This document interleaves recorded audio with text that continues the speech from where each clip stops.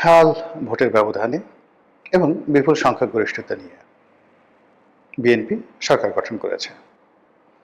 সংসদে তাদের আধিপত্য থাকবে অনেক অনেক বেশি এবং সারা বাংলাদেশে যেভাবে তারা জয়লাভ করেছে, এতে করে পথে ঘাটে মাঠে তাদের আধিপত্য থাকবে আওয়ামী লীগ জমানায় ছাত্রলীগ, যুবলীগ, আওয়ামী লীগের চাইতে অনেক অনেক বেশি।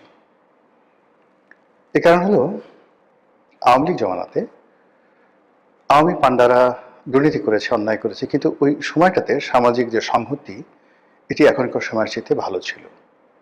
মব ছিল না। বিএনপি, জামাত থেকে শুরু করে অন্য যে সকল বিরুদ্ধ পথ এবং মতের যারা লোকজন ছিলেন, তারা অ্যাটলিস্ট পুলিশের কাছে যেতে পারতেন, মামলা করতে পারতেন, প্রকাশ্যে চলাফেরা করতে পারতেন এবং সমাজের যারা গুণীজন তাদের যথেষ্ট একটা সম্মান ছিল। আমি 2018 সনে আওয়ামী লীগ থেকে চলে যাই এবং বিএনপির মনোনয়নে নির্বাচন করি। তো সেক্ষেত্রে কি ধরুন, আমার তো আসলে যদি সেই ইউনূসের জমানায় হতো, আমাকে তো পাড়িয়ে মারা হতো। আওয়ামী লীগ ক্ষমতায় তাদের দলের একজন আলোচিত সংসদ সদস্য দল ত্যাগ করে বিএনপিতে যোগদান করল। তারপর সেই সংসদ সদস্য, সাবেক সংসদ সদস্য প্রকাশ্যে রাজপথে ঘুরে বেড়ালো।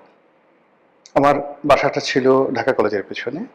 সকালে বিকালে আমি সেখান থেকে যখন যেতাম ঢাকা কলেজের সামনে, গভীর রাত পর্যন্ত 1টা-1.5টা পর্যন্ত 100, 150, 200 এরকম ছাত্রলীগের ছেলেরা ভিড় করতো, আর দিনে তো আরো বেশি। কিন্তু কখনো ছাত্রলীগের, যুবলীগের বা আওয়ামী লীগের কোনো মানুষ আমার দিকে ওই জমানাতে চোখ বাঁকা করে তাকায়নি, একটি অশ্লীল শব্দ উচ্চারণ করেনি এবং আমাকে কখনো আওয়ামী লীগ জমানাতে মোবাইলে টেলিফোন করে কোনো একজন মানুষ দলকে সমালোচনা করার জন্য, আমি তো ওই সময়টাতে শেখ হাসিনা থেকে শুরু করে দলের প্রায় সবাইকে নির্মম নিষ্ঠুরভাবে সমালোচনা করেছি। এখন সেই গত 17 মাসে ডক্টর মোহাম্মদ ইউনূসের যে সমালোচনা করেছি তার সাথে 100 গুণ বেশি সমালোচনা করেছি শেখ হাসিনা। কই কোনো পুলিশ কর্মকর্তা, কোনো ডিবি, কোনো ডিজিএফআই থেকে শুরু করে অন্য কোনো যে মাস্তান, তারা কেউ কখনো আমাকে টেলিফোন করে একটা বাজে কথা বলেনি। বরং রাস্তায় দেখা হলে তারা সম্মান প্রদর্শন করেছেন, তারপর সাহায্য করার জন্য এগিয়ে এসেছেন। এবং আরও অবাক করার ব্যাপার হলো যে সরকারি অফিসগুলোতে যদি কোনো কাজের জন্য আমি যেতাম, ফোন করতাম নিজের জন্য বা অন্য কারোর জন্য, মানে এতটা সাহায্য এবং সহযোগিতা পেতাম যেটি কল্পনা করা যায় না। কেন হতো, কি হতো আমি জানি না। বহু মানুষ, তাদের জন্য চাকরির তদবির করেছি, বহু মানুষকে হাসপাতালে ভর্তি করে দিয়েছি, বহু মানুষকে পুলিশি সাহায্য দিয়েছি, বহু মন্ত্রীকে টেলিফোন করে বহু এলাকার উন্নয়নের কর্মকাণ্ড করিয়ে দিয়েছে আওয়ামী লীগ জমানাতে 2018 থেকে একেবারে শেষ দিন পর্যন্ত। কিন্তু এই গত 17টি মাসে কোনো সরকারি দপ্তরে একটা টেলিফোন করার সাহস আমার ছিল না। গত 17টি মাসে গাড়ি চালিয়ে ঢাকা বিশ্ববিদ্যালয়ের ক্যাম্পাসে যাওয়ার সাহস আমার ছিল না। এমনকি রিকশায় করে হেঁটে কোনোদিন বিশ্ববিদ্যালয় ক্যাম্পাসে আমি যাইনি গত 17 মাসে। অথচ যেদিন শেখ হাসিনাকে গালাগাল করতাম, যেদিন স্বরাষ্ট্রমন্ত্রীকে গালাগাল করতাম, সেই দিন এমনও গেছে পকেটে 4-5 লাখ টাকা ওই শেষ বিকেলে কালেকশন ব্যাংকে জমা দিতে পারিনি, সেই 4-5 লাখ টাকার একটা ব্যাগ হাতে, তো সবসময় ঘড়ি থাকে, মোবাইল থাকে, 2টো মোবাইল থাকে, মানে আমাকে ছিনতাই করলে যে কোনো সময় 10-12 লাখ টাকা হয়তো ওই সময় পাওয়া যেত। তো অফিস থেকে, আমার অফিস প্রেস ক্লাবের সামনে, এখান থেকে রাত্রি 10টা-11টার সময় বের হয়ে হেঁটে হেঁটে ঢাকা বিশ্ববিদ্যালয়ের ভিতর দিয়ে নিউ মার্কেট হয়ে পায়ে হেঁটে আমার বাসায় গিয়েছি। মনের মধ্যে কোনো ভয় ছিল না, আতঙ্ক ছিল না এবং আমার জীবনে কোনো দুর্ঘটনা ঘটেনি। কিন্তু সেই আমি গত 17 মাসে কোনো সরকারি অফিসে যাওয়ার প্রশ্নই তো আসে না, আর বিশ্ববিদ্যালয় ক্যাম্পাসে যাওয়ার আমার যাকে বলা হয় দুঃসাহস কখনো হয়নি। তো বোঝার চেষ্টা করুন গণতন্ত্র, সহনশীলতা কোন পর্যায়ে চলে এসেছে শেখ হাসিনার পতনের পর।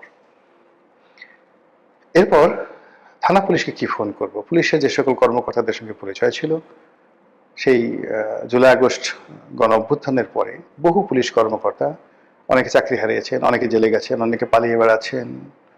তো তাদের যে দুঃখের কথা, কাহিনী, সেগুলো শোনার পর কোনো থানায় গিয়ে মানে কোনো একটা ব্যাপারে কারো সাহায্য চাইবো, এই সাহসী আমার হয়নি।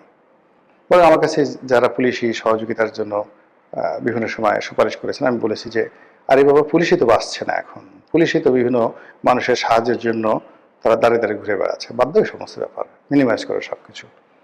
তো এই যে একটা মানে ট্রেন্ড গত 17 মাসে চালু হয়েছে, এটি বিএনপি ক্ষমতা গ্রহণের পর রাতারাতি চলে যাবে এটা আমার মনে হচ্ছে না।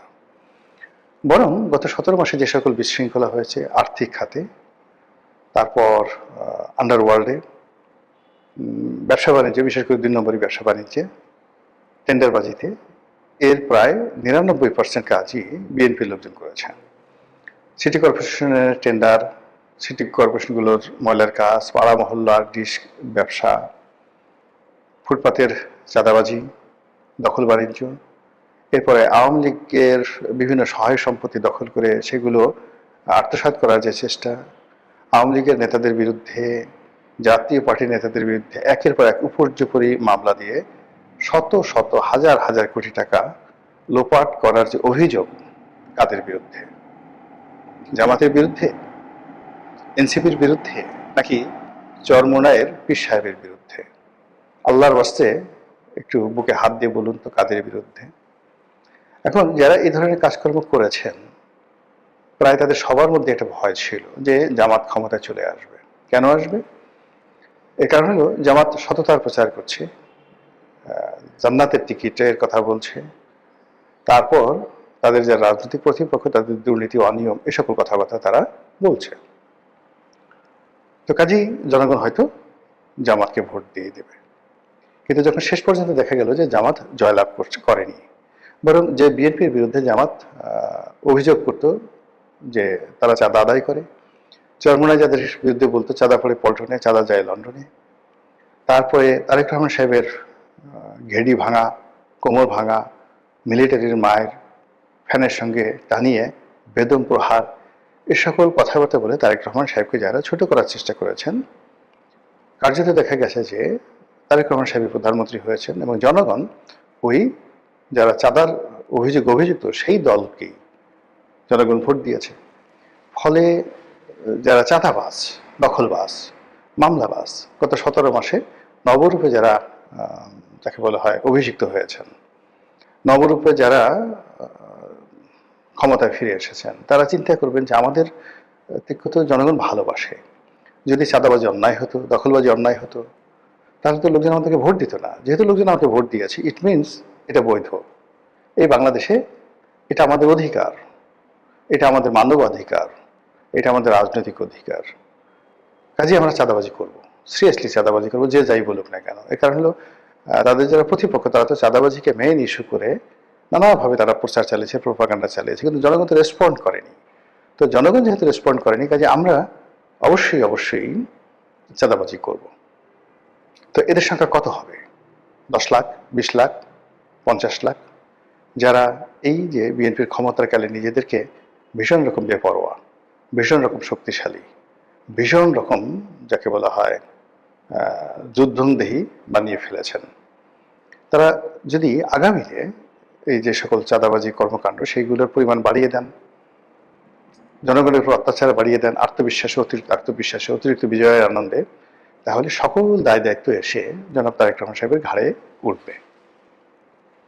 এবং 2001 থেকে 2006 সনে হাওয়া ভবন মূলত যে কাজটি করার চেষ্টা করেছিল ইতিবাচক কথা, রাজাকারদেরও তো একটা ভালো উদ্দেশ্য ছিল, আলবদরদের একটা ভালো উদ্দেশ্য ছিল, কিন্তু আলবদর সদস্য, রাজাকার বাহিনীর যারা সদস্য, তাদের নানা অপকর্মের কারণে এই দুটো বাহিনীর প্রচুর বদনাম হয়ে যায়, ইতিহাসে অভিশপ্ত হয়। তদ্রূপ হাওয়া ভবন মূলত বিএনপির একটা গবেষণা সেল ছিল। সেখানে বসে তারা চিন্তা করত কি করে রাজনীতি করা যায়। সেখানে তারা বিভিন্ন তথ্যপত্র দিয়ে বিভিন্ন পলিটিক্যাল তারা এজেন্ডা তৈরি করত, প্রতিপক্ষকে ঘায়েল করার জন্য রাজনীতির ন্যারেটিভ তৈরি করত। তো এই উদ্দেশ্যে অনেকটা আওয়ামী লীগের সিআরআই এর মতো একটি গবেষণাধর্মী প্রতিষ্ঠান ছিল হাওয়া ভবন। কিন্তু সেই হাওয়া ভবনে কি করে ট্যাক্স ঢুকে পড়লো, কি করে ট্যাক্সি ঢুকে পড়লো, কি করে কন্ট্রাক্টারি ঢুকে পড়লো, কমিশন বাণিজ্য থেকে শুরু করে সব কিছু একত্র হয়ে হাওয়া ভবনকে মানুষের নিকট রীতিমতো একটি জীবন্ত, জ্বলন্ত আগ্নেয়গিরির লাভা বা জ্বালামুখ রূপে জাতির উপর চাপিয়ে দেওয়া হলো।